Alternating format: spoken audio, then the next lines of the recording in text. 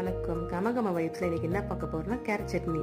கொஞ்சமாக பேனில் எண்ணெய் ஊற்றிட்டு உளுத்தம்பருப்பை சேர்த்து நல்லா வறுத்து எடுத்துக்கலாம். ப்ரௌனிஷாக மாறணும். மாறினதுக்கப்புறமா வேறு ஒரு பிளேட்டில் மாற்றிக்கலாம். கொஞ்சமாக எண்ணெய் சேர்த்துக்கிறேன். மறுபடியும் நல்லெண்ணெய் சேர்த்துக்கிறேன். உங்களுக்கு என்ன வேணுமோ நீங்கள் சேர்த்துக்கலாம். கேரட்டை சின்ன சின்ன பீஸாக கட் பண்ணிக்கோங்க. அப்போ தான் நல்லா வதங்கி வரும். இல்லைன்னா ஒழுங்காக வதங்கலைன்னா பச்சை வாசனை வரும். இஞ்சி கொஞ்சமாக சேர்த்துக்கிறேன்.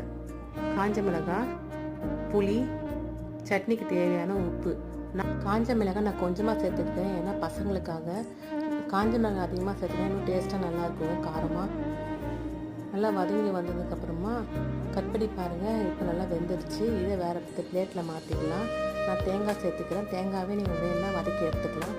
நல்லா அரைச்சி எடுத்து தாளித்து போட்டோன்னா கேரட் சட்னி ரெடிங்க. Thank you. For more video subscribe my channel, share and like.